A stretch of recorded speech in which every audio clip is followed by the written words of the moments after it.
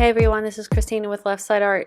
Today I am going to be making ATC cards. ATC stands for Artist Trading Cards, and I think they might actually have a couple other names they go by, but basically these are very small pieces of paper or pre-cut cards like I'm using here.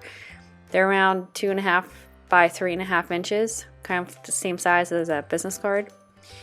And artists use these to create little pieces of art that then they could trade with their friends or sell them on eBay, and they're fun to make. So I am going to Dina Wakley and Diane Reevely's back-to-back art retreat at the end of March in South Florida.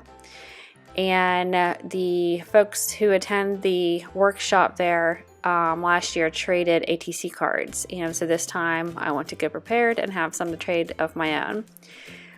There are about 60 participants at the workshop, so I made just over 60. And in order to make these in batches, I use my jelly plate quite a bit. And then I use the same techniques on each of the cards. I just did batches of 10 or 12 until I was done. But by using the jelly plate, just with some of the same colors, so they all look like they came, from the same person, and you just use the same stencils and the same techniques here and there, and you can really make a lot, within a few days time. And I was using white and black pieces of paper here, and this paint I'm using is just basic acrylic paint, so it's pretty easy. You just keep going until you're done.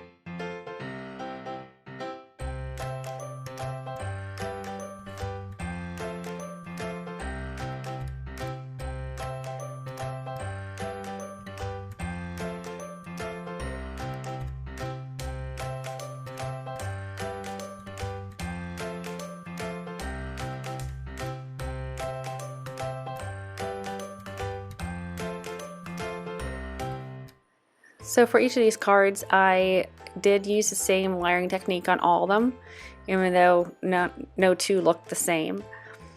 And I use some of the similar things I use in my regular backgrounds and layouts and artboards and things like that with all my mixed media. I use a lot of gears, so I use the stencil with the gears in the background, and also little metal pieces that I'll glue on later. I distressed up all the edges, and I added some more of the gear stenciling on some of the pieces that it really didn't show very much. I must have just not gotten it very well on the jelly plate. And then these people come from a collection from Tim Holtz, and I'll use one of these as a focal point on all of the cards. And I'll use gel medium to glue them down. But before I do that, I want to finish off the background. So I use washi tape, just some generic and then some from Ranger.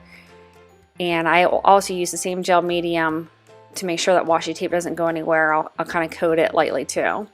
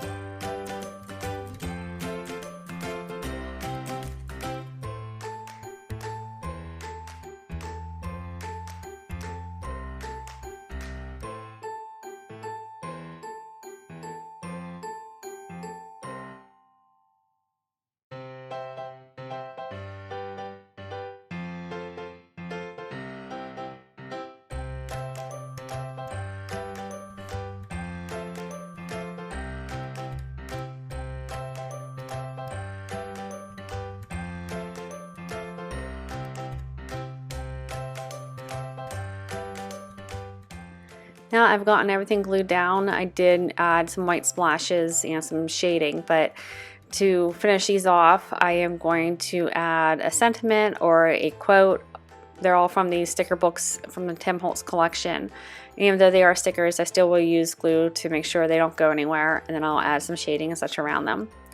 But I complete this process over and over until I'm done, but that way I have where they all kind of look the same, but they're all different. They all come from the same person. Next year, knowing what I did for this, if I go back or if I want to make other ATC cards for that matter, I plan on using my small printers, either the HP Sprocket or the Paperang, and print out photos of my own artwork or my own images or whatever the case might be, so then it looks a little bit more like my stuff, and not just anybody who, you know, happen to have these cutouts already. So that's what I learned from doing it this time. I hope you enjoy the rest of this video, and I'll catch you next time. Thanks.